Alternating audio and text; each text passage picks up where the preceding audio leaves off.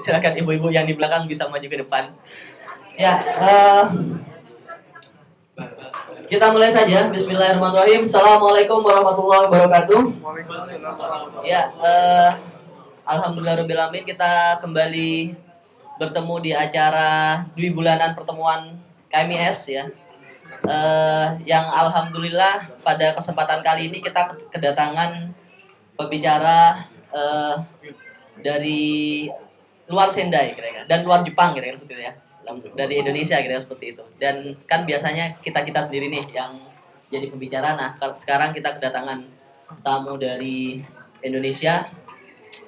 Jadi sebetulnya beliau ini di sini dalam rangka menjadi pembicara di Aobayama ya, di Graduate School of Environmental Studies di Kankyo, diundang oleh International Environmental Leadership Program, tempatnya Bapak Haji ya, Bapak Haji, barusan datang Haji, Pak Haji Robi Kurniawan sama Ibu Hajah Hari Pujiwati ya. Beliau diundang oleh beliau berdua, dan di sini beliau nanti akan menyampaikan tentu saja terkait dengan tema-tema yang hubungannya dengan kajian-kajian keislaman, selain tentu saja mungkin sharing-sharing tentang pendidikan, karena beliau berhubung juga dosen profesor ya di Institut Teknologi 10 November. Ya, jadi untuk acara hari ini susunannya seharusnya jam 11 tadi kita sudah mulai ya, kumpul-kumpul warga, lalu kemudian jam 11.25 kita harusnya sudah mulai sholat zuhur, jam 11.45 harusnya kita sudah mulai makan-makan. Tapi tadi mungkin karena ada faktor non teknis, jadi kita baru mulai untuk makan jam 13.4 tadi. Nanti mulai dari jam 13:04 sampai jam mungkin 2:04 nanti materi dari Prof. Muhtasor. Nanti kemudian selanjutnya ada materi halal haram yang disampaikan oleh keluarga Ada Badra Cahaya.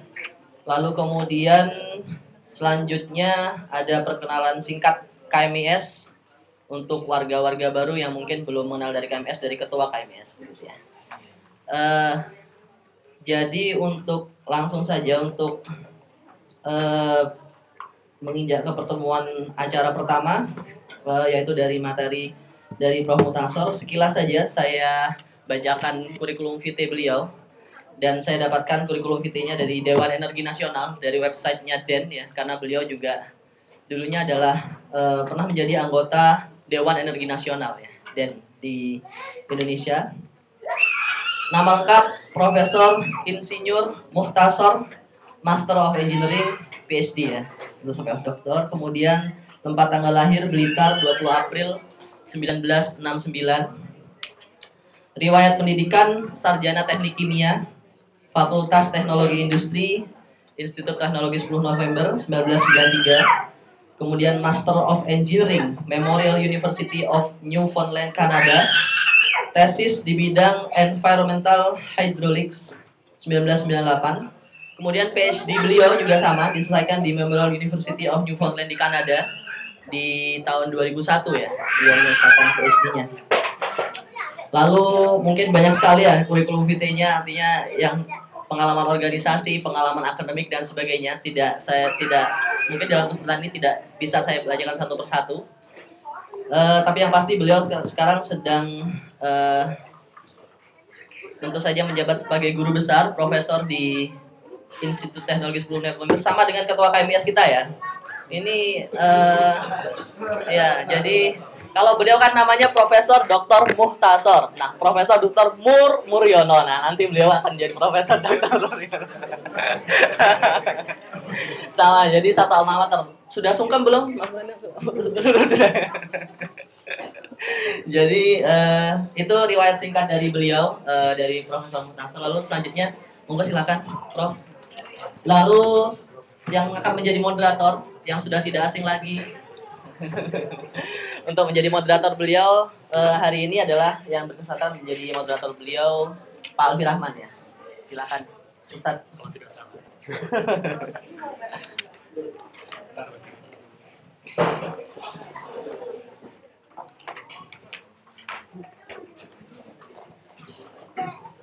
Baik, terima kasih pada Pak Oscar yang sudah mempersilahkan untuk memulai acara ini. Bismillahirrahmanirrahim. Assalamualaikum warahmatullahi wabarakatuh. Waalaikumsalam warahmatullahi wabarakatuh. Alhamdulillah, alhamdulillah, wassalatu wassalamu ala asyrafil anbiya'i wal mursalin wa ala alihi wa sahbihi ajma'in. Rekan-rekan semua, alhamdulillah sebagaimana sudah disampaikan oleh Pak Oscar tadi terkait dengan profil Profesor Mukhtasar yang pada hari ini alhamdulillah mendapat kesempatan, artinya kita mendapatkan kesempatan untuk bermuajahah, bertatap muka dengan beliau, dan tentu saja kita berharap akan ada beberapa hal yang akan disampaikan yang mudah-mudahan nanti akan memberikan pencerahan, pemahaman kepada kita semuanya. Kemudian salam dan salam kita sampaikan pula kepada Rasulullah SAW. Mudah-mudahan kita yang berada di sini tanpa terkecuali dicatat oleh Allah Subhanahu Wa Taala sebagai orang yang senantiasa mengikuti jejak langkah beliau. Amin amin ya rabbal alamin. Karena waktu kita juga terbatas, tadi sudah disebutkan bahwa kita terlambat untuk memulainya, jadi lebih kurang kita memiliki waktu 45 menit dari sekarang. Nah, oleh karena itu, tentu dengan waktu yang terbatas ini kita atur sedikit strategi untuk bisa mungkin boleh menyampaikan materi sekitar 20 menit, lalu nanti kita terkait dengan tanya jawab. Dan kenapa demikian? Sebagaimana yang sudah dipublikasikan oleh KMIS melalui media KMIS-nya tentang materi kita hari ini, yaitu Cahaya Islam di Indonesia antara harapan dan realita. Walaupun mungkin nanti penerjemahannya kita lihat kira-kira seperti apa harapan Indonesia itu bagi kita yang berada di sini. Kemudian sesudah itu nanti kita akan bertanya jawab, dan perlu juga kami informasikan kepada Profesor Mukhtasar bahwa ada beberapa di antara rekan-rekan kita yang mungkin tidak berkesempatan hadir pada hari ini langsung, tetapi mereka mungkin menyimak melalui radio KMIS, yang mungkin nanti juga kita buka tarungan tanya jawab dan berikan kesempatan kepada teman-teman di luar untuk bisa menitipkan pertanyaan-pertanyaan yang sekiranya mungkin penting untuk ditanyakan. Nah, oleh karena itu, makan sudah. Selanjutnya strategis berikutnya sebenarnya katanya tidur, tapi tidak. Kita harus mendengarkan materi, dan mudah materinya nanti insya Allah menarik dan tidak mengundang hasrat untuk tidur. Berat nih tanggung jawab. Baiklah, untuk tidak memperpanjang waktu lagi, 20 menit dari sekarang kita persilahkan kepada Profesor Mukhtasar untuk menyampaikan, dan insya Allah sesudah itu kita akan tanya jawab. Tafadhol.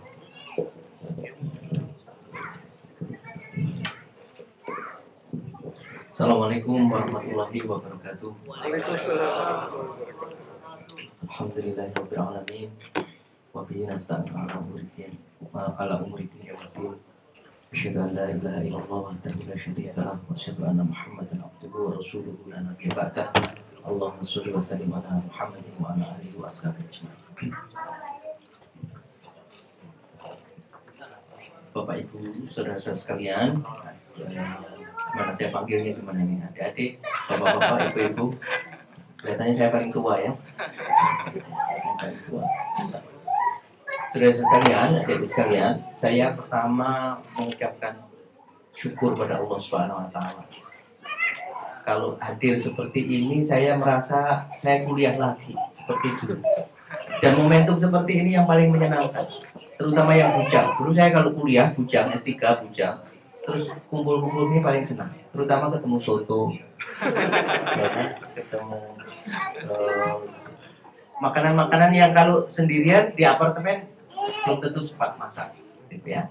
Alhamdulillah kita menjalin silaturahim, mengikat tali persaudaraan, syukur meningkat menjadi tali kasih sayang dan saling mencintai kan.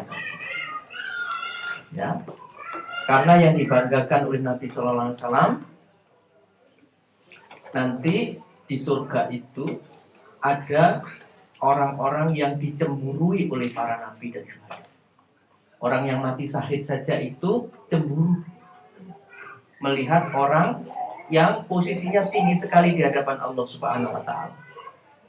Mengapa? Nah, sahabat bertanya, siapa mereka ya Rasulullah, sehingga kami bisa mencintai mereka juga. Katanya adalah mereka itu adalah orang-orang yang mereka saling mencintai karena Allah, meskipun mereka tidak ada hubungan nasab, tidak ada hubungan keluarga. Sehingga mereka duduk di tempat yang sangat bercahaya, yang dimuliakan di antara hamba Allah. Luar biasa. Mudah-mudahan hubungan kita meningkat, bukan sekedar untuk ketemu, tetapi meningkat rasa kasih sayangnya dan saling mencintai karena Allah Subhanahu wa taala. Allahumma amin.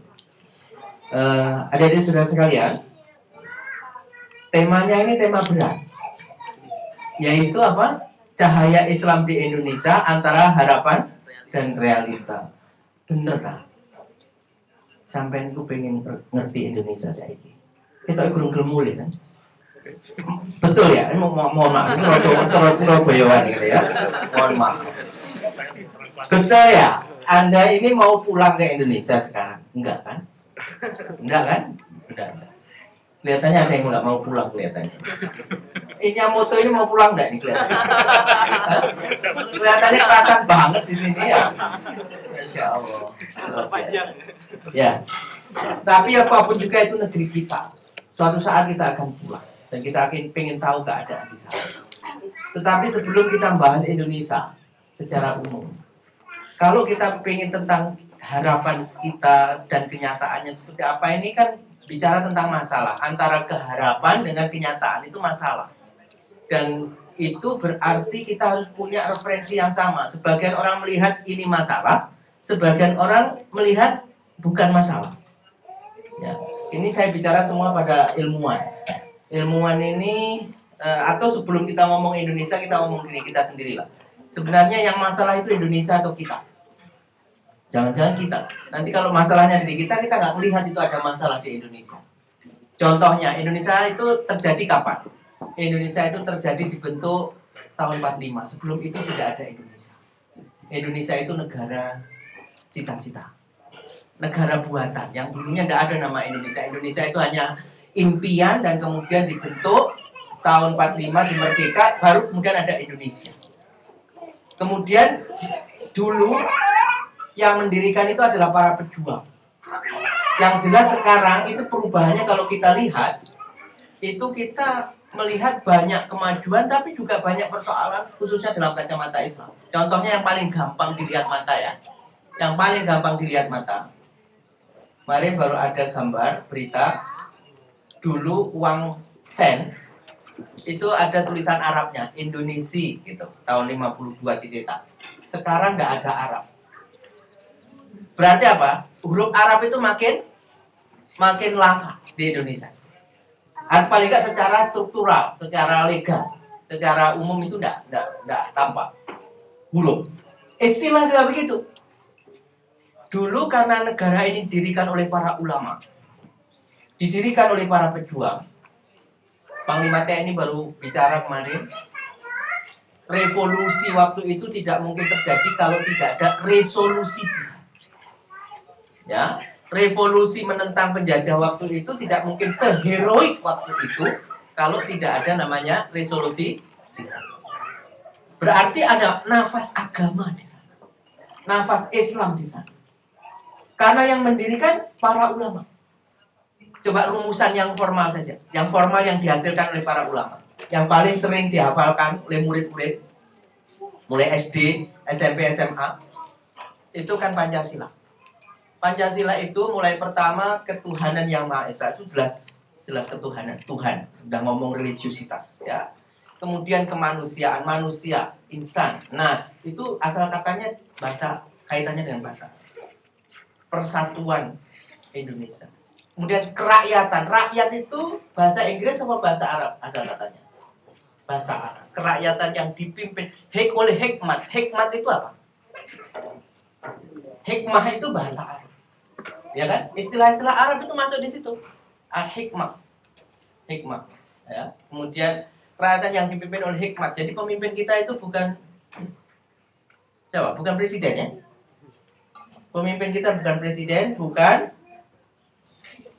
menteri, bukan gubernur. Terus apa pemimpin kita? Hikmah, ada yang namanya hikmah di sini. Kerakyatan yang dipimpin oleh hikmah, kebijaksanaan dalam permusyawaratan. Musyawarah itu bahasa Arab, bahasa agama. Musyawaratan dalam perwakilan. Ya, ini sudah hilang semua. Hikmah aja nggak tahu nih kemana hikmah. Hikmah sudah pergi ke jadi TKW kali ya. Sudah hilang semua. Hikmah itu apa? Hikmah itu bahasa Arab. Artinya apa? Kalau orang ulama-ulama usul fikih mengatakan hikmah itu apa? Al hikmatu hiya atarul lati yatarotabu ala fikri syai'in wa tarkih. Hikmah itu adalah asar, dampak. Ini orang lingkungan yang tahu persis dampak. Ya. Dampak yang timbul oleh karena kita melakukan sesuatu atau meninggalkan sesuatu. Jadi kalau ada kebijaksanaan yang tidak menghitung dampak, apalagi kebijaksanaan hanya berorientasi jangka pendek, apalagi kalau hanya berorientasi pada kepentingan yang mengambil keputusan dan bertanda tangan, itu bukan kebijaksanaan yang hikmah. Bukan untuk Indonesia jangka panjang dan untuk kebaikan umat. Bukan. Maka yang seperti itu bukan perlu, tidak boleh diikuti. Yang begitu itu namanya bukan pemimpin kita. Karena pemimpin kita apa? Kerakyatan yang dipimpin oleh hikmat, kebijaksanaan. Jadi yang pemimpin kita hikmat. Jadi kalau produk-produk musyawarah ini membuat kita menjadi tidak hikmat, itu sebenarnya tidak layak diikuti. Dan tahu kalau Jokowi itu kira-kira gimana kira-kira? Kalau di Facebook, lihatnya kan dari Facebook, dari Twitter, dari mailing list ya. Kalau di sini kira-kira Jokowi itu termasuk hikmat apa enggak ya kira-kira? Ya, ini kawan-kawan Jepang lebih tahu ya. Hikmah itu dia atarul lati yatarotabu ala fi'li syai'in wa tarkih. Oke, hikmat itu bahasa Arab. Rakyat bahasa Arab. Ya. Dan yang lain-lain. Itu sekarang sudah mulai bergeser semua karena umat Islam makin jauh dari Islam. Dia tahu lebih banyak hal, kita semakin pinter, belajar semua hal kecuali belajar Islam. Umat Islamnya banyak belajar semua hal kecuali Islam. Sehingga pengetahuan kita tentang Islam makin hari makin melemah. Sehingga standar ukuran kita tentang keadaan ini itu berubah, bergeser. Sehingga yang tadinya disebut masalah menjadi tidak masalah. Nah, ini saya kira kalau kita melihat pertama ukurannya apa dan keadaan kita sekarang kayak apa. Nah, untuk bisa membuat kita bersama-sama paham bahwa bagaimana seharusnya Islam, mungkin saya mengajak kita semuanya menggarisbawahi, yaitu Islam dalam pandangan Islam. Bukan Islam dalam pandangan kita, tapi Islam dalam pandangan Al-Quran, misalnya. Dalam Al-Quran, yang namanya Islam itu menyeluruh. Yang dicakup itu banyak hal, bukan hanya sholat, ibadah, makhluk, atau kegiatan-kegiatan yang hubungan kita kepada Allah Subhanahu Wa Taala. Tapi seluruh kegiatan dalam hidup kita ini perlu diatur dengan tata cara Islam. Maka kalau kita melihatnya seperti ini, insya Allah kita akan sangat jelas mengidentifikasi apakah di hadapan kita di Indonesia itu masalah itu masih ada atau tambah banyak atau banyak sekali. Ya, itu yang kedua. Jadi referensi kita untuk menilai ini harus. Saudara sekalian, kalau kita baca Al-Quran misalnya, kadang terasa kalau kita baca Quran itu hubungan kita dengan Allah itu bahkan kadang-kadang ritual. Kita tidak menikmati seperti kita membaca buku termodinamika, atau menikmati seperti mekanika fluida, bahkan ada rumus yang diturunkan, kan gitu kan? Pernah nggak kalau baca Quran itu kemudian ada ayat, ini ada apa ya? Sambungannya, hubungannya dengan ayat lain kayak apa? Sampai seperti itu kita baca, buka aja lumayan, Ustaz. Buka aja lumayan, apalagi sampai melihat seperti. Saya coba aja, satu aja. Saya terus terang, saya bayangkan yang hadir di sini tidak bawa Quran, makanya slide saya cuma Quran aja isinya. Oke, misalnya ini. Kalau kita baca Quran, ayat Al-Quran, dalam surat Al-Baqarah, mulai katakanlah misalnya tentang bertakwa, definisi takwa, 177 sampai 208. Itu rangkaian yang sangat indah. Kalau kita baca sampai selesai, kemudian dicari benang merahnya, itu kelihatan. Salah satu benang merah, banyak benang merah. Salah satu benang merahnya kelihatan itu. Laisal birra, bukanlah kebaikan. Engkau menghadapkan wajahmu ke timur ataupun ke barat. Tetapi kebaikan itu adalah beriman kepada Allah, beriman kepada hari akhir, kepada malaikat, kepada kitab-kitab, dan kepada nabi. Jadi pertama tentang keimanan, ya. Kemudian wa atal mala ala hubi, dan memberikan harta yang dicintai, yang diberikan yang dicintai. Tapi ibu-ibu tuh nggak mau memberikan yang dicintai, nggak boleh nambah. Yang dicintai nggak boleh diberikan yang lain. Nggak, yang di sini bukan istri, tadi wa atal mala, yang diberikan harta. Memberikan harta yang dicintai, suami bukan harta. Kan? Wa atal mala ala hubbihi, dan memberikan harta yang dicintai, dawil kurba, kepada kerabat dekat, kepada anak yatim dan orang-orang miskin dan orang-orang fisabilillah, kepada orang yang meminta-minta, ya. Wa firqa wa aqama shalah wa ata zakat, dan kemudian setelah memberikan menegakkan salat, membayar zakat, ya. Wal mufuna bi ahdihim idza ahadu, menepati janji ketika berjanji, wasabirina, dan bersabar fil ba'sa wad dharra wa hinal ba's, ulaika alladziina shadaqu, mereka itulah orang-orang yang beriman, wa ulaika humul muttaqun. Yang menarik yang saya ingin garis bawahi, yang benang merah adalah tentang keimanan, tentang sholat, zakat, memberikan harta pada orang lain, tentang sabar. Itulah tanda kita orang-orang yang benar dan orang-orang yang bertakwa. Tapi coba lihat ayat berikutnya langsung jadi 177 langsung 178. Ya ayyuhalladzina amanu, wahai orang-orang yang beriman, kutiba alaikumul qisas, diwajibkan kepada kalian qisas. Qisas itu apa? Qisas, apa qisas? Apa? Pernah dengar ya? Ya. Diwajibkan kepada kita berkenaan orang-orang yang dibunuh, dibalas. Yang merdik al-qurub, di dalam pembunuhan ada qisas, hukum qisas. Itu berarti apa? Hukum pidana. Sudah, ini nanti waktunya jam 20 menit, saya nggak cukup. Tapi ini ayat ini dilanjutkan 2 ayat ya. Walakum fil qisasi hayatu ya ulil albab. Dalam qisas itu ada kehidupan bagi orang. Kalau kalian orang-orang yang berakal, qisas itu justru akan memelihara kehidupan. La'allakum tattaqun. Nah, diakhiri dengan kata-kata mudah-mudahan kalian menjadi orang yang bertakwa. Jadi tadi urusan beriman pada Allah itu hubungannya dengan takwa, hukum pidana hubungannya dengan takwa. Jadi takwa tidak hanya sholat, tapi menegakkan hukum pidana itu kaitannya dengan menegakkan ketakwaan. Ini yang penting.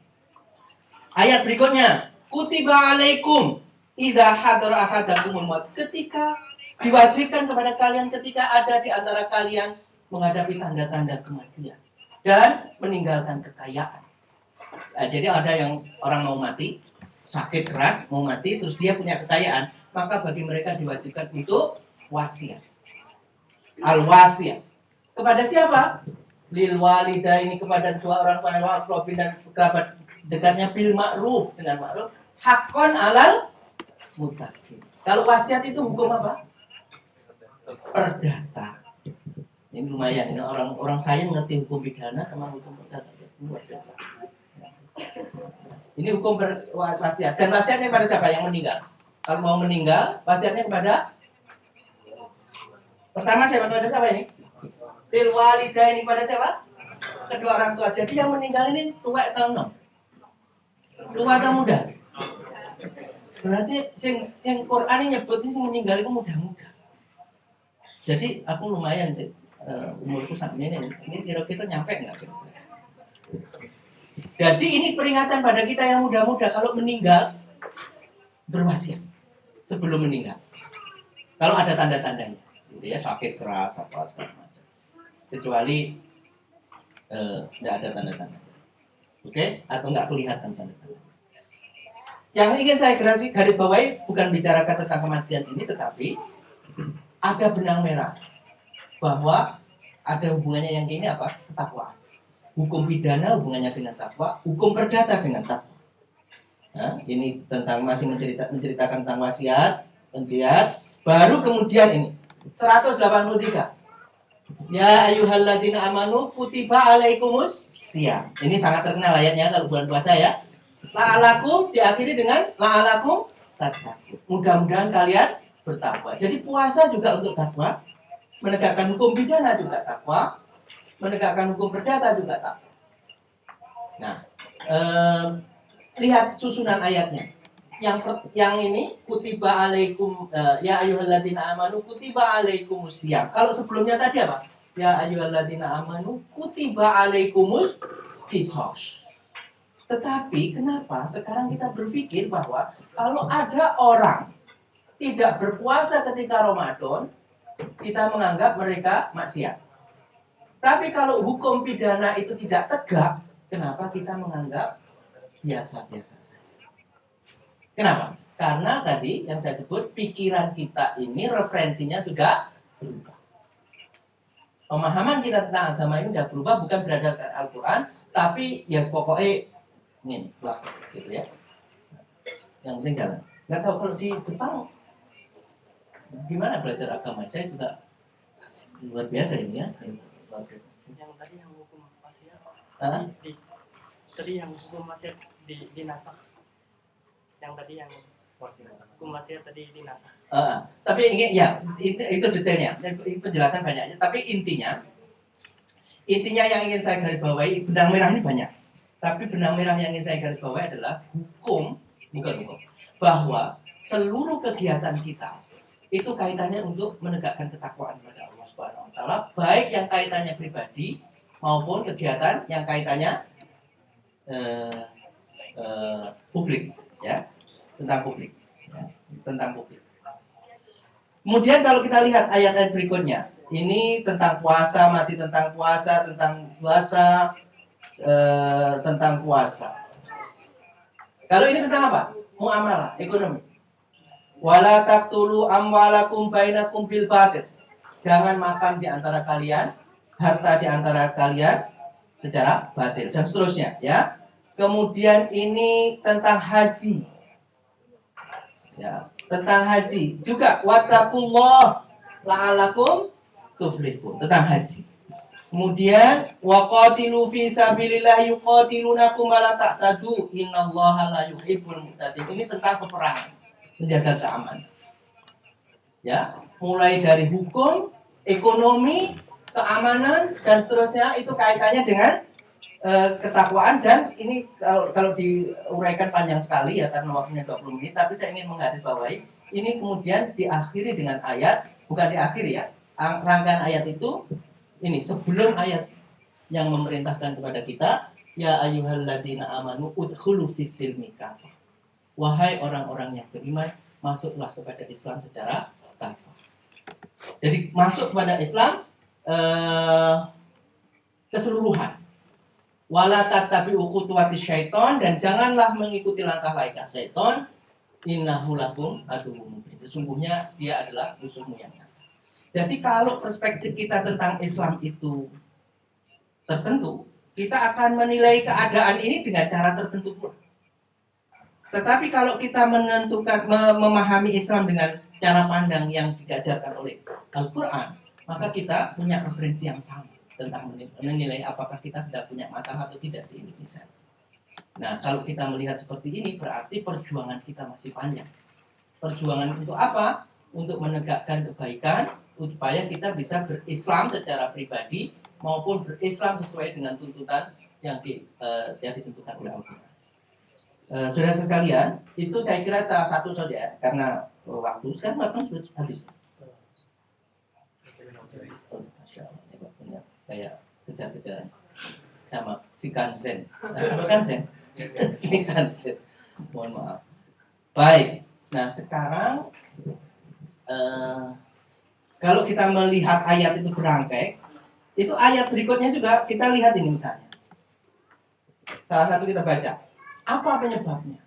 Kenapa kita berat sekali untuk melakukan apa yang diperintahkan oleh Allah kepada kita? secara pribadi jelas kita mengalami keberatan, tetapi ketika kita bersemangat juga untuk melakukan hal-hal yang secara muamalah ini perlu kita lakukan, tetapi kok berat, itu kenapa? Ya, itu misalnya kalau kita lihat misalnya dalam surat Al-A'raf, rangkaian ayat ini juga ada polanya. Misalnya ayat ini mengatakan begini, ketika Nabi Nuh diperintahkan oleh Allah pada kaumnya, kemudian Nabi Nuh mengatakan, wahai kaumku, sembahlah Allah, tidak ada ilah bagi dia selain dia. Tidak ada ilah selain dia, tidak ada Tuhan selain dia. Saya takut bahwa kalian akan mendapat azab yang begitu. Pada lanjutannya ini, wa qala al-mala'u min qaumihi, dan orang-orang penggede di antara kaumnya itu mengatakan, innalana roka fi dhalalim mubin. Nuh, aku lihat kamu ini tersesat gitu. Jadi yang dilihat tersesat itu nabinya. Saya gitu ya. Itu yang terjadi. Ini sama juga polanya. Kemudian Nabi Hud. Nabi Hud juga begitu. Nabi Hud berkata kepada kaumnya, qala ya qaumi ibudullaha ma lakum min ilahin ghair. Wahai kaumku, sembahlah Allah, tidak ada Tuhan selain Dia. Ya. Jawaban siapa? Yang menjawab siapa? Para pembesar-pembesar. Kalau masyarakatmu mungkin menerima, tapi para pembesarnya ini, qalal mala'ul ladzina kafaru, para pembesar-pembesar yang kafir itu berkata, innalana roka fi safahati, ya, sesungguhnya kami benar-benar memandang kamu dalam keadaan kurang akal. Jadi yang disebut kurang akal itu nabi. Dan itu terus sampai nabi-nabi yang lain itu seperti itu. Jadi kalau kita lihat sekarang pertempuran di Indonesia misalnya itu pada para tokoh, ya, gegeran para tokoh. Yang satu menyalahkan yang lain, yang satu mencari kelemahan yang lain, dan yang terbaru kemarin adalah Ipang Wahid. Ipang Wahid update status, kakeknya dilukis, jenggotnya hilang. Gara-gara jenggot itu jadi masalah. Karena katanya orang kalau berjenggot itu kecerdasannya hilang. Maksud saya ini kecerdasannya hilang. Ini kok banyak yang berjenggot ini cerdas apa tidak toh ini kita hukum ini? Hah? Jadi ada orang yang mengatakan kalau berjenggot itu kecerdasannya hilang. Akhirnya Hadratus Syekh yang dulu berjenggot tiba-tiba sekarang tampil fotonya tanpa jenggot. Itu siapa yang membuat? Para pemuka-pemuka. Orang-orang pintar itu semua. Bukan orang-orang yang nggak pintar. Al-Mala'in, Al-Mala'. Ini persoalan-persoalan kita. Nah, oke. Ini saya dua hal yang mau menyampaikan ya dalam waktu pendek itu. Satu, benang merahnya, agama ini ngurus banyak. Untuk bisa masuk Islam secara kafah, maka yang perlu kita perjuangkan perbaikan diri sampai dengan perbaikan lingkungan dan kehidupan kita. Makanya kita disebut sebagai khalifah di muka bumi. Tetapi untuk bisa seperti itu kita menghadapi tantangan. Dan tantangan utama kita diri kita sendiri pertama. Yang kedua adalah orang-orang lain yang mempersepsikan kita ini salah. Dan itu biasa. Jadi kalau kita ditentang orang itu biasa. Ya. Ini contohnya sudah seperti itu. Ya. Itu yang kedua. Yang ketiga, adik-adik sekalian, karena itu maka apa yang perlu kita tekankan adalah melihat Indonesia dengan kacamata seperti ini, artinya adalah Indonesia itu masih membutuhkan solusi-solusi dari umat Islam. Dan di antara umat Islam itu sekarang sedang kuliah di Tohoku. Karena itu yang kuliah di Tohoku itu nanti kalau pulang di Indonesia atau bahkan ketika di Tohoku sendiri, mudah-mudahan tidak menjadi bagian dari persoalan ini, tapi bagian dari solusi umat. Insya Allah. Mudah-mudahan kita bagian dari solusi. Assalamualaikum warahmatullahi wabarakatuh. Ya, terima kasih pada Ustadz yang sudah menyampaikan materi tentang kira-kira seperti apa kita memandang Indonesia, dan dari penjelasan itu sedikit tidaknya memberikan gambaran kepada kita apa yang harus kita lakukan, seperti apa kita memposisikan diri, atau malah lebih dalam lagi bertanya apakah jangan-jangan kita menjadi salah satu bagian dari masalah Indonesia yang ada. Nah, untuk itu kita masih ada waktu lebih kurang 20 menit ke depan untuk bisa tanya jawab. Dan tentu saja saya berharap juga ada pertanyaan, karena ini masa-masa kritis nih, waktunya sangat kritis sekali, konsentrasi dan lain sebagainya. Dan juga mungkin untuk online ada pertanyaan juga ya, nanti mungkin melalui SMS jika ada. Oleh karena itu silakan kalau ada yang mau bertanya kepada Ustadz, tunjuk tangan, dan mungkin dari Bapak Pak Ayu ada?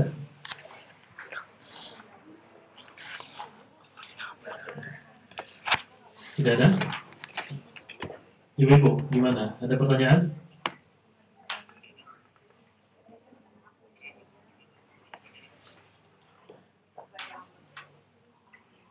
Tidak ada juga? Kalau gitu kita lanjutkan materi. Berarti harus... Oh, silakan. Oh, ketua KMIS nih, Cak Mul, silakan. Oke, terima kasih. Ketua KMIS. Berat. Assalamualaikum warahmatullahi wabarakatuh. Ya, tricky aja pertanyaannya sesuai dengan judul antara realita dan harapan. Kalau analoginya kita itu antara Indonesia dan Cina, antara dikti dan LPDP. Jadi seperti apa, Pak? Artinya kita kan kadang kita ngomong solutif gitu. Intinya kita nggak ngomong negara. Kalaupun kita di sini, tapi uang kita buang ke Indonesia, Pak. Jangan salah, Pak. Saya itu tiap kali dapat minta tolong. Uangnya siapa? Uangnya Mambusu, Pak. Artinya apa? Kadang kita ngomong beasiswa, itu kan untuk kerakyatan Jepang. Tapi Indonesia sakti, Pak. Bisa saving, jadi buang Indonesia. Jadi jangan salah, jasad kita di sini. Tapi materi kita kebanyakan dibuang, Pak. Jadi apa itu intermezzo dari kita. Intinya apa? Kita mungkin menimba ilmu di sini, tapi kontribusi kita tetap muaranya ke Indonesia. Jadi bukan kafir kita, Pak, tetap cinta Indonesia ya, Pak. Jadi pertanyaannya sederhana, Pak, solusi. Jadi tadi di antara LPDP, di antara Indonesia, nah itu kita mau tetap di antara sebenarnya, Pak. Jadi kita itu kadang take advantage aja sih. Kita nggak mau rugi, kita nggak mau resiko, pulang Indonesia nggak jelas, riset nggak jelas, ya udah di sini aja. Itu jadinya konkret dari apa yang pribadi saya alami. Jadi mohon pencerahannya, kok bisa bertahan Pak di Indonesia? Terima kasih.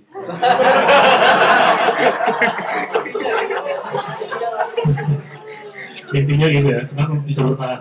Ini campur jangan-jangan. Jangan-jangan. Bisa bertahan di Senda. Baik, luar biasa pertanyaannya, tetapi setidaknya ini mungkin gambaran ya. Tapi ada wacana juga misalnya orang-orang Indonesia yang ada di luar negeri diaspora, seperti apa kontribusinya untuk negeri, ini kan sesuatu hal yang juga menarik untuk didiskusikan gitu. Nah, tetapi konteksnya kita di sini kan sedang studi, kemungkinan untuk pulang kembali ke Indonesia itu juga besar, kemungkinan untuk lebih lama di sini juga besar, gitu kira-kira ya, Cak Mul. Nah, apakah itu bisa menilai ketika kita memutuskan misalnya berkarir di Jepang, apakah itu melunturkan kecintaan kita terhadap Indonesia, atau seperti apa mungkin dari pengalaman? Kira-kira seperti itu, Cak Mul. Mudah-mudahan tepat terjemahannya. Silakan. Ya. Luar biasa. Ya, terima kasih. Ini pernyataan yang bagus sekali ya.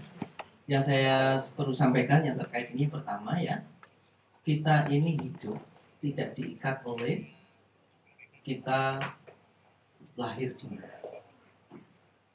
Semua orang lahir punya asal sendiri-sendiri. Ada yang lahir di Indonesia, ada lahir di Papua, ada lahir Indonesia Papua ini bisa juga ya. Tapi kalau kemudian sekarang ada kabar Papua mau lepas, nanti itu namanya bukan lagi Indonesia. Nah, untuk belajar mudah-mudahan ya. Ada yang lahir di Inggris, ada di mana-mana.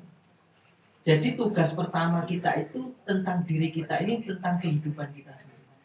Jadi yang terpenting sekarang kontribusi kita jangan ditahan meskipun kita tidak sedang di Indonesia. Jadi kalau di sini sendiri ini sudah hidup dan tidak sempat nanti pulang, karena tadi yang meninggal tadi kan masih muda ya. Jadi berkaryalah di sini, hidupkan komunitas di sini, menjadikan baca tulis Quran, berdakwah dengan sesama mahasiswa ataupun komunitas ataupun masyarakat di sini dan seterusnya. Itu tetap bagian dari hidup ini. Karena ada kecenderungan begini dulu kalau zaman mahasiswa. Tapi saya pikir-pikir waktu itu terus salah. Orang kos itu rasanya bukan rumahnya sendiri kan. Jadi mau berbuat baik itu dihitung-hitung. Ini perlu nggak saya berbuat baik, kan bukan rumahku. Gitu. Kalau di rumah itu ikut aktif di RT, RW itu aktif. Tapi kalau di sini aktif di kampung atau aktif di komunitas, bikin pengajian atau apa, itu rasanya kan bukan rumahku. Akhirnya orang mau berbuat baik itu tertahan. Ya kan? Padahal belum tentu kita punya kesempatan pulang. Mudah-mudahan semua punya kesempatan pulang. Tapi kan umur kita nggak. Jadi konteks kehidupan kita sendiri harus kita jaga bahwa kebaikan ini harus kita tunaikan dimanapun kita berada, bahkan ketika kita masih di luar negeri sekalipun. Jadi kewajiban kita berbuat baik di sini tidak dalam konteks hanya semata-mata kuliah, tapi juga untuk kehidupan yang nanti di akhir. Ya. Ini yang pertama. Yang kedua, kita sering guna cara pandang yang gini ya, terjebak kita ini. Kita mengenal semuanya hukum relativitas Einstein. Ada orang berjalan, tapi kalau jalannya itu di atas kereta, maka kecepatannya berbeda itu dengan kecepatan orang yang berjalan dengan effort yang sama tapi di darat. Ya, jadi kecepatan itu relatif, semua relatif. Kita paham itu. Tetapi kenapa kita tidak pernah membayangkan bahwa kita bekerja keras seperti ini seakan-akan kita arahnya ke sana, kita mengejar namanya paper jurnal internasional indeks Scopus berapa gitu kan, segini gitu kan, itu arahnya ke barat. Ternyata kereta kehidupan kita ini kira-kira mengantarkan kita kepada kebaikan yang kita inginkan tidak? Itu sama dengan kalian berjalan atau kalian bekerja atau melakukan berbuat baik di kereta, tapi keretanya masuk jurang. Oke? Sama juga dalam kehidupan kita berbuat baik, tapi kemudian kalau konteks besarnya itu tidak dalam rangka mendapatkan ridho Allah Subhanahu wa taala, itu seperti kereta masuk jurang. Di akhirat kita tidak mendapatkan apa. Nah, mumpung di sini ini masih kita punya umur, gunakan diisi sebaik-baiknya untuk kebaikan agama kita dan diri kita sendiri dan agama kita. Jadi acara-acara seperti ini penting, bahkan kalau 2 bulan sekali saya kira kurang. Ya, kalau sinse aja kita harus setor muka sehari berapa? 10 jam, 12 jam. Terus belajar agama 2 bulan sekali, sebentar amat, gitu kan? Ini jangan sampai kita seperti di kereta api, di restoran yang indah di dalam kereta api, kita nyiapkan makanan berpesta pora, enak, tapi keretanya masuk zero. Relativitas, hukum relativitasnya ini harus diperhatikan. Hidup ini lebih luas dari sekedar yang kita hadapi sehari-hari ini, karena nanti setelah kehidupan dunia ini ada kehidupan di akhirat. Yang ketiga, kalau sudah menunaikan itu, nah kita ada kewajiban moral. Istri kita di rumah, itu istrinya ada di Surabaya, ada calon istrinya yang di Jakarta, ya kan? Ada calon istrinya di mana? Gitu masih pada pulang, bapak ibunya masih ada pulang, pada keinginan pulang. Artinya memang kita itu wajar dan punya tanggung jawab moral untuk membangun negeri kita. Maka bagus itu tadi ya, kirim. Mang Busoy masih bisa kirim pulang, berarti kebanyakan beasiswanya. Kebanyakan itu. Nggak bisa jawab sendiri. Nah ini luar biasa, itu kita apresiasi ya, usaha-usaha untuk membangun Indonesia seperti itu.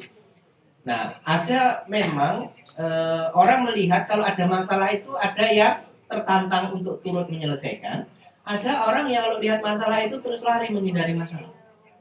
Itu tipe yang beda-beda ya. Kita lihat Indonesia, ada orang, ya ayo kita perbaiki Indonesia. Jadi kalau sudah selesai lulus, dibangun Indonesia itu, pulang ke Indonesia dan kita bangun Indonesia. Ada juga yang, saya bisanya bangun dari luar, yaitu sama baiknya, insya Allah. Sama baiknya, tetapi yang terpenting, kata Nabi apa? Khairunas anfa'uhum linas. Sebaik-baik manusia adalah yang terbaik manfaatnya. Ya.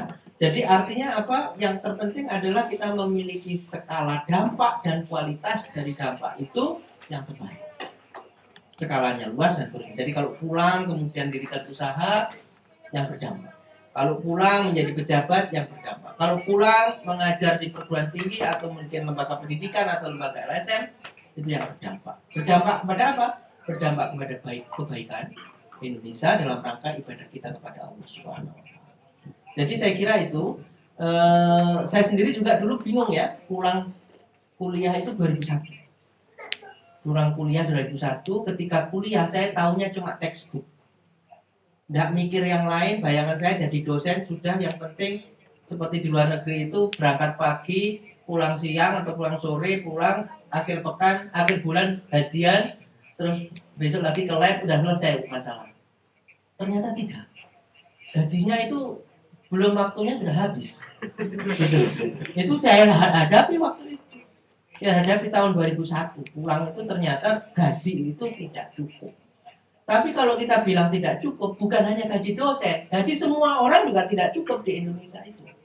Karena apa? Karena kerjanya juga sambil lalu. Kalau di sini kerja sungguhan, kalau di sana kerjanya itu dicampur-campur. Jadi multitasking betul kita ini. Bisa ngurus lab sambil ngurus RT itu bisa. Kita nggak ada di sini ngurus. Jadi orang Jepang itu kalau di Indonesia susah bayangkan orang Indonesia bisa kerjakan macam-macam ya RT, ya pengajian, yayasan, semua jalan coba. Ya, jadi luar biasa. Jadi orang Indonesia itu sebenarnya hebat-hebat itu. Ya, kalau bisa itu. Anda kalau begitu, kalau ingin pulangnya ke Indonesia, karena itu harus ada masa transisi. Jangan situasi budaya Jepang dibawa ke Indonesia susah, atau budaya Indonesia dibawa ke Jepang susah. Jadi kita harus di otak ini kayak ada on off gitu ya. Oh ini sedang Jepang on, pulang ke Indonesia off gitu. Jadi kebiasaannya harus diubah. Begitu di Indonesia saya tidak bisa survive dengan gaya penelitian di Kanada, tidak bisa. Maka saya sudah melakukan hal-hal yang cocoknya orang Indonesia survive gimana gitu kan. Maka ada ulama mengatakan begini, apapun profesi kalian, jangan lupakan wirausaha. Meskipun ada PNS, wirausaha. Meskipun ada kaya, wirausaha. Miskin, wirausaha. Kenapa? Nabi mengatakan pintu rezeki itu banyak, tapi yang paling banyak itu dari wirausaha, dari perdagangan. Jadi mumpung di sini kenalah wirausaha. Saya baru kenal belajar wirausaha itu setelah dokter lulus, 2001 lulus, saya baru jualan telur itu di pasar Pucang Pak. Saya pulaan terus dari Blitar, tak taruh di mobil carry begitu, terus di pasar, terus rugi lagi gitu kan. Itu sudah dokter itu jual telur. Itu kalau ditanya kok bisa survive itu. Tapi alhamdulillah sekarang jadi juga, ya, jadi juga.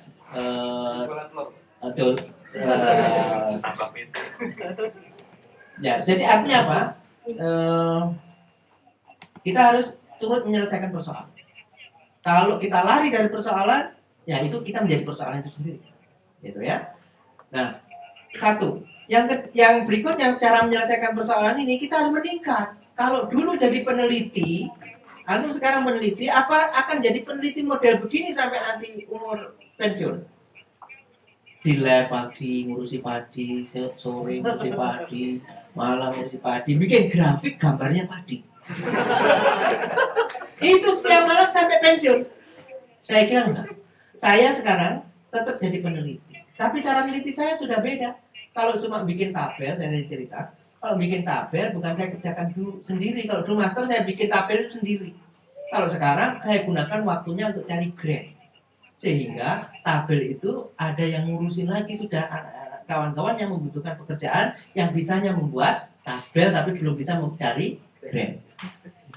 Akhirnya tim, saya masih punya tim meskipun saya dosen ini di luar, saya punya tim yang saya koordinasikan sendiri. Itu ada 7 orang full timer bersama dengan saya. Itu yang ketika saya jalan-jalan ngurusin Al-Baqarah kayak begini, itu tim itu masih bisa kerjasama dengan saya membuat jurnal.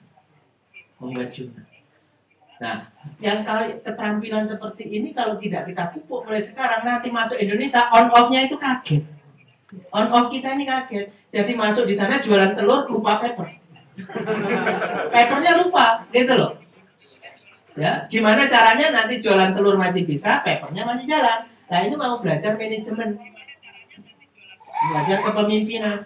Karena itulah tidak cukup belajar itu cuma belajar biologi saja atau material science saja, tapi sesungguhnya yang terpenting belajar itu tentang kehidupan. Jangan dibalik. Sekarang ini kita terbalik dalam kehidupan kita, terjebak pada persoalan akademik ini, dan sampai tua jadi akademik ini, hidup kita akan seperti orang-orang yang memang belajarnya kayak begitu, dan kita lihat seperti di Jepang.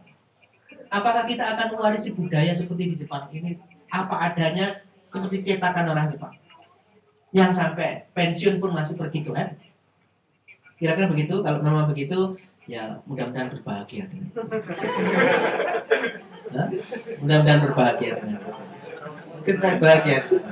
Kalau saya merasakan, saya dulu juga seperti kalian, seperti saudara sekalian semuanya di lab gitu ya. Tapi lama-lama saya lihat hidup ini lebih luas daripada itu. Makanya ilmu itu berkembang. Pertama-tama itu sebenarnya apa? Ilmu yang berkembang. Pertama-tama ilmu yang berkembang itu adalah Al-Quran. Karena memang orang ingin hidup menurut tuntunan Al-Quran. Kemudian tafsir Quran, bahasa Arab itu berkembang pertama. Kemudian ilmu berikutnya tentang sejarah. Sejarah pun itu sejarah Nabi. Ingin tahu bagaimana Nabi mengamalkan Al-Quran. Kemudian ada hadis Nabi dipelajari. Kemudian ada orang mengamalkan itu, pergi dari satu tempat ke tempat lain, siru fil ard, perjalanan di muka bumi, perhatikan bagaimana orang-orang itu berkesudahan setelah berjalan itu, mereka belajar tentang sosiologi, belajar bahasa, kemudian mereka tahu orang praktek kehidupannya bagaimana, ekonominya bagaimana, belajar tentang ilmu alam, ilmu geografi dan seterusnya, sampai kemudian kedokteran dan yang lain. Jadi kita turunan dari ilmu yang awal-awal itu. Kampus pertama kali itu yang dicatat oleh sejarah itu pun kan dari emperan masjid. Ya.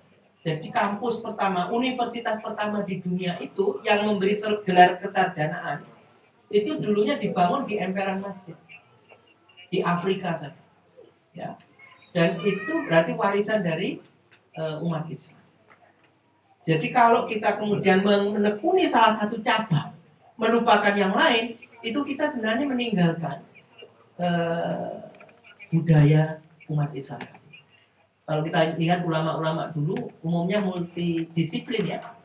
Imam Syafi'i yang dikenal ahli fikih, tapi beliau ternyata juga ahli sastra, ahli firasat, ahli macam-macam. Kemudian kalau kita lihat Ibnu Khaldun, Ibnu Khaldun dikenal sebagai ahli sosiologi, tapi sebenarnya beliau juga ahli hadis. Banyak ulama-ulama yang paham ilmu pengetahuan dan kemudian mendetailkannya sampai menguasai salah satu cabang dan dikenal hanya cabang itu sebagai ahli dokter misalnya. Tapi pada dasarnya mereka juga ahli agama. Artinya apa?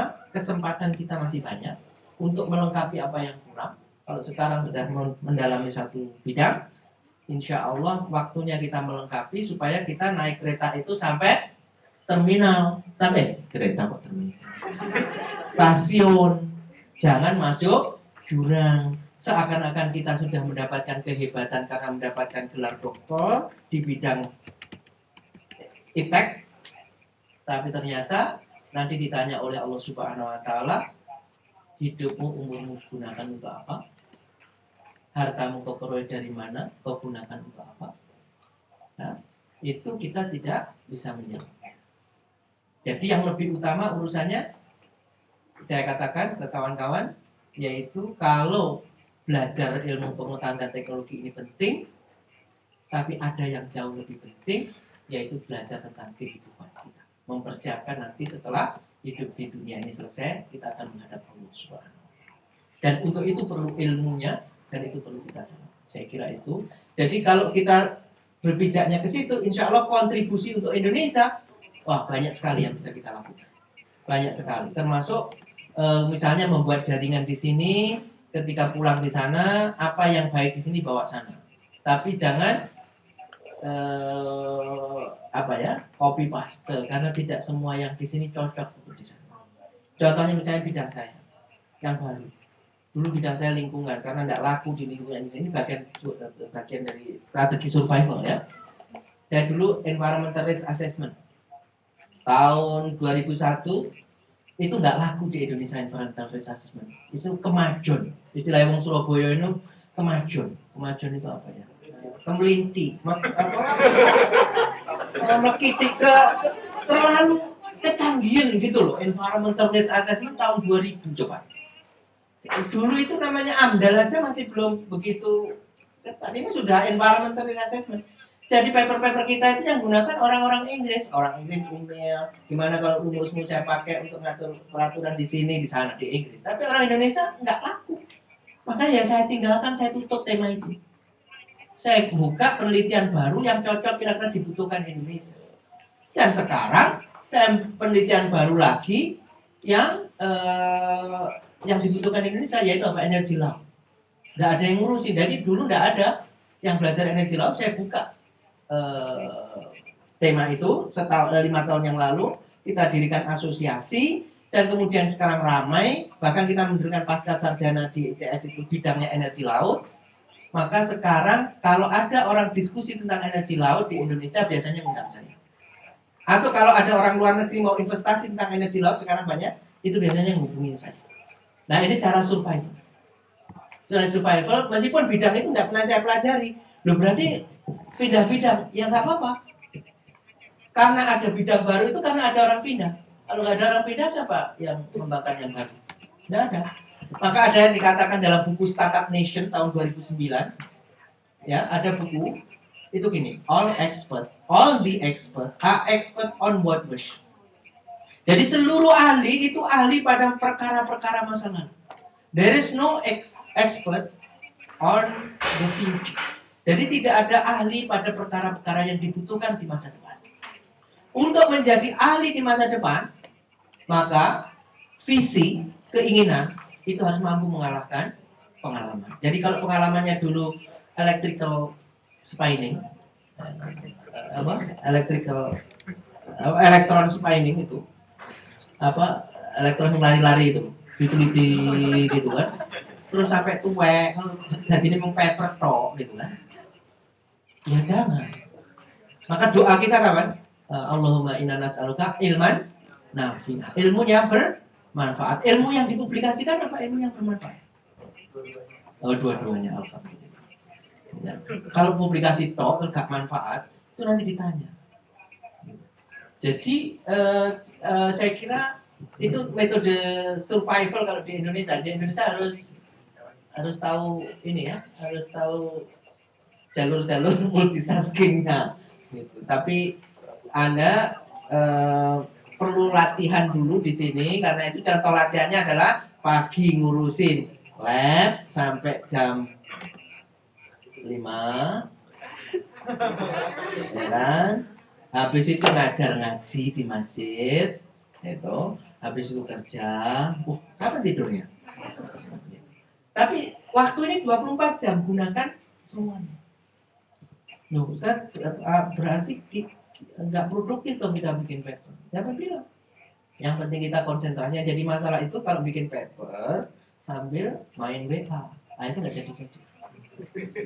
Ya, coba 8 jam tapi konsentrasi, paper jadilah, seminggu jadi terbit ya. Kali nggak terbit gimana ya kira-kira seminggu.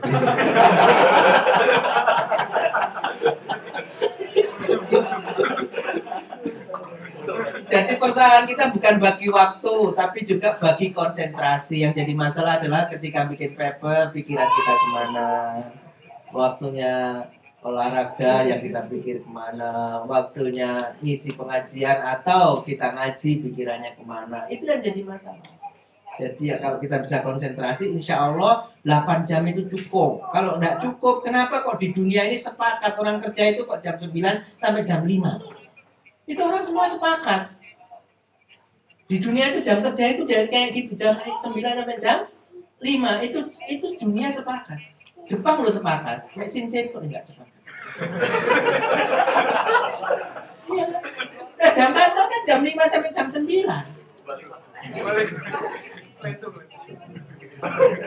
9 sampai jam 5 gitu kan. Jam 5 sampai jam 9 sampai jam 5. Nah itu intinya gini, bagilah waktunya untuk akhirat kita dan untuk dunia kita. Jangan habiskan untuk dunia kita. Kita kemarin kayak Bu Yana saya ketemu sama kawan gini, kuliahnya jurusan marine biologi, studinya tentang apa kemarin? Lada laut. Bulu babi. 5 tahun ngurusi bulu babi. Coba bayangkan, 5 tahun ngurusi bulu babi. Coba bayangkan. Bulu babi terus apalagi tok gitu ya, bulu babi tok. Gitu. Itu kan rugi kalau nggak ngurusi akhirat itu rugi. Untung dia itu ngaji juga, alhamdulillah. Alhamdulillah. Untung dia ngurusi agama juga, alhamdulillah. Tapi kalau tidak itu rugi, makanya di sini banyak orang stres. Di sini banyak orang bunuh diri karena taunya bulu babi, nggak tahu lagi. Itu loh. Ya, ini yang perlu kita pikir masak-masak. Jangan terjebak. Ya. Saya punya kawan juga dosen senior di UI, jadi pejabat di Kementerian Dikti juga. Itu dulu kuliahnya di Jepang juga. Belajarnya itu marine biologi, udang. Terus itu lensa matanya udang, bukan udangnya dok, matanya udang. Lensanya yang sebelah kanan. Nah terus bertahun-tahun ngurusi mata kanan lensanya doang.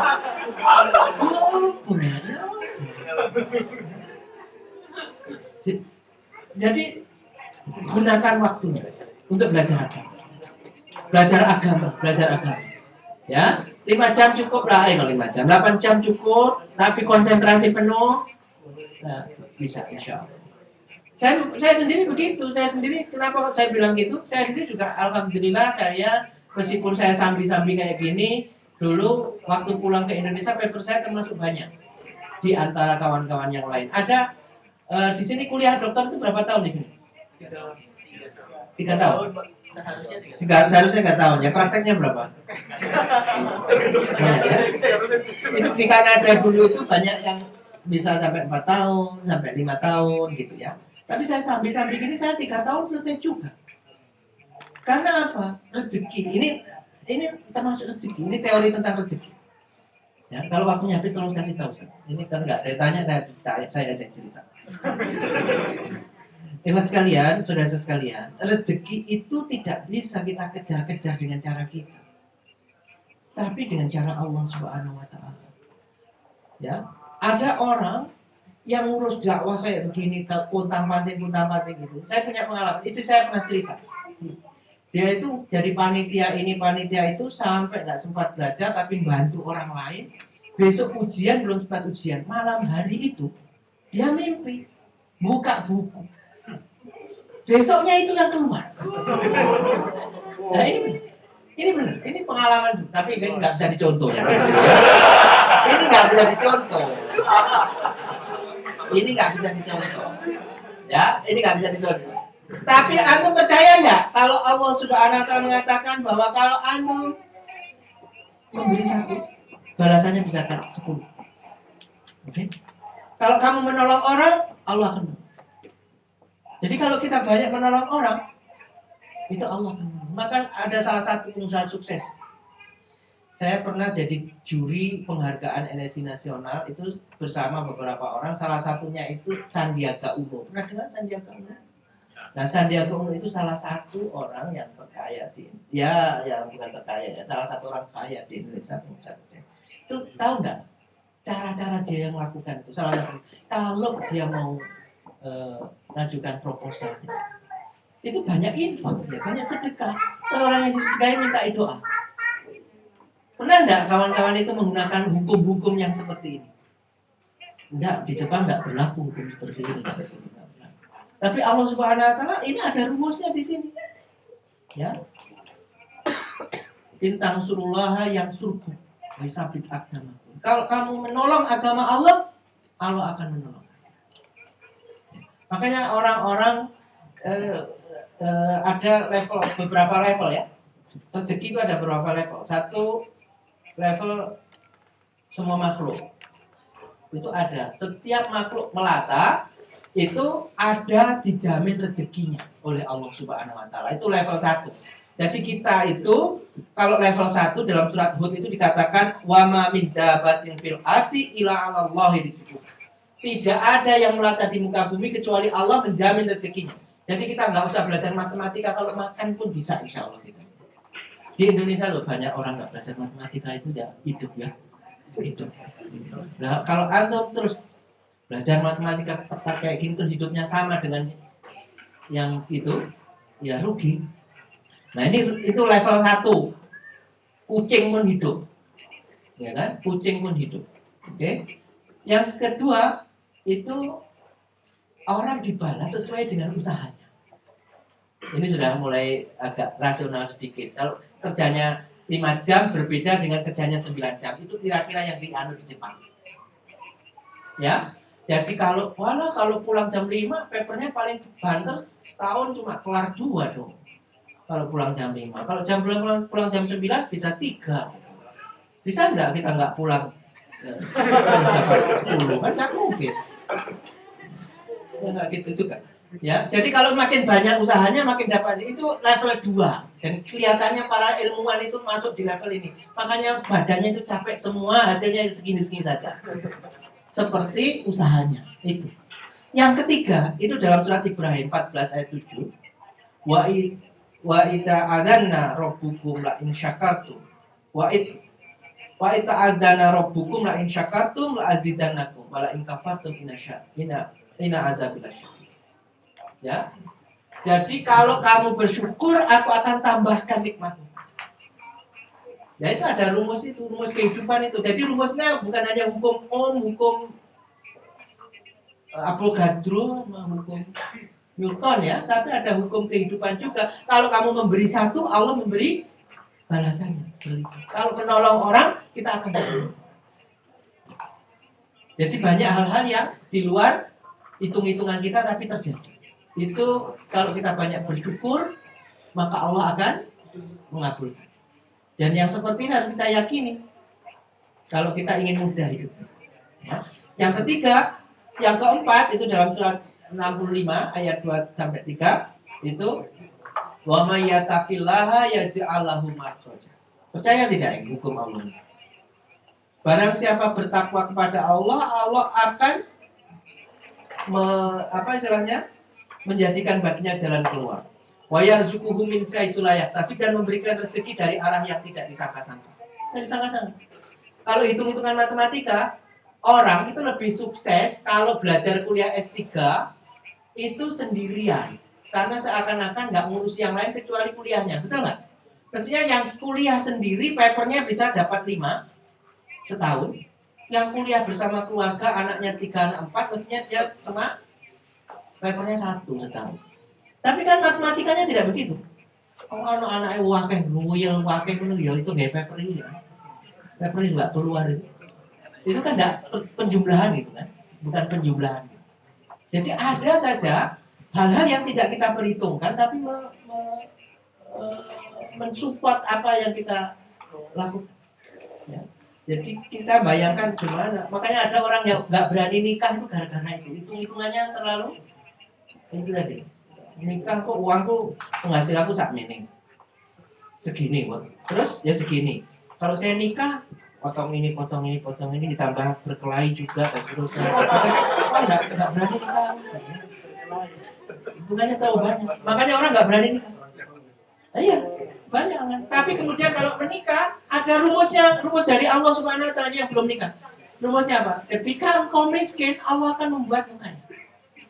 Makanya umumnya orang yang ekonominya naik itu terjadinya setelah punya anak 1, 2 gitu. Saya percaya juga, saya mengalami sendiri dulu. Saya di Kanada itu cari obyekan kerja itu susahnya setengah mati. Tapi begitu anak saya datang, istri saya dulu, istri saya dan anak saya datang. Ketika anak saya yang kedua, yang pertama lahir di Indonesia, yang kedua lahir di Kanada.